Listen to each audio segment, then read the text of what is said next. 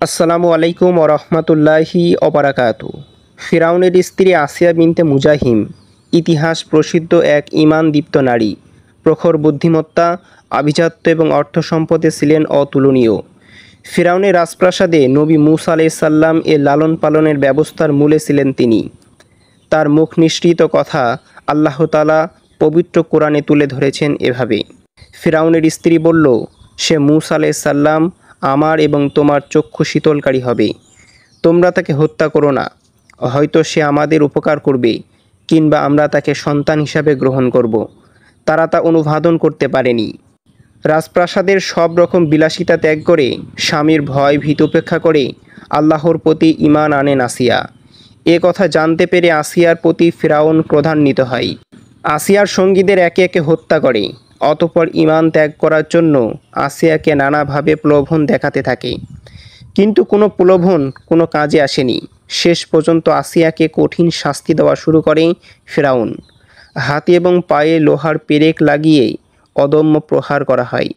কঠিন নির্যাতনেও ধৈর্য হারা হননি ইস্পাত কঠিন ঈমানের অধিকারী আসিয়া। নির্যাতন নিপীড়নে জীবনের আলো যখন ফুরিয়ে যাচ্ছিল, আকাশের দিকে তাকিয়ে আল্লাহর কাছে তিনি বিশেষ দোয়া করেন যে আল্লাহ তাআলা জান্নাতে তার জন্য একটি ঘর তৈরি করেন। এই মহিষী নারী জীবনের শেষ আকাঙ্ক্ষা আল্লাহ তাআলার পছন্দ হয়। ঈমানের উপর দৃঢ়তার জন্য বিরল সম্মাননা পান তিনি। মহান আল্লাহ তাআলা আসিয়াকে সৃষ্টি জগতের মধ্যে শ্রেষ্ঠ নারীদের তালিকাভুক্ত করে চিরকালের জন্য সম্মানিত করেন। আসিয়ার আকাঙ্ক্ষার কথা আল্লাহ তাআলা পবিত্র কোরআনে তুলে ধরেন। এরশাদ হয়েছে, আল্লাহ মুমিনদের জন্য ফিরাউনের স্ত্রী উপমা পেশ করেছেন। তিনি বললেন, হে আল্লাহ, আমার জন্য জান্নাতে আপনার কাছে একটি ঘর নির্মাণ করুন এবং আমাকে ফিরাউন এবং তার কার্যাবলী থেকে রক্ষা করুন এবং আমাকে জালিম জনগোষ্ঠী থেকে রক্ষা করুন। ইবনে কাসির রহমতুল্লাহি আলাই বর্ণনা করেন, আল্লাহ তাআলা তার দোয়া কবুল করেন। জান্নাতে নিজের বাড়িও দেখানো হয় আসিয়াকে। নিজ চোখে বাড়ি দেখে হেসে দেন তিনি। এদিকে চরম নির্যাতনের মধ্যে আসিয়ার মুখে হাসি দেখে ফিরাউনের ক্রোধ আরও বেড়ে যায়।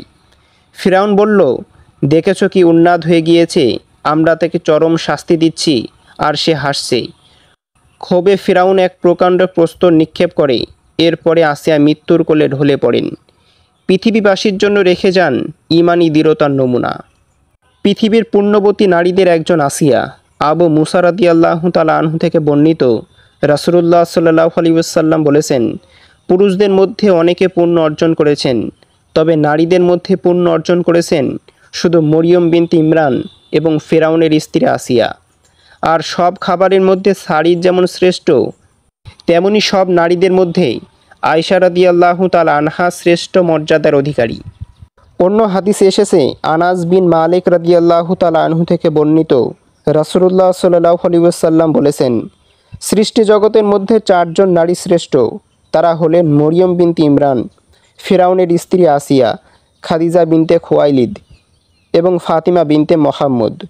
জালিম ফিরাউনের স্ত্রী হয়েও আসিয়া পৃথিবীর ইতিহাসে ঈমানে অটল এবং অবিচলতার জন্য নজির স্থাপন করেছেন। আল্লাহ তাআলা আমাদের আসিয়ার জীবনী থেকে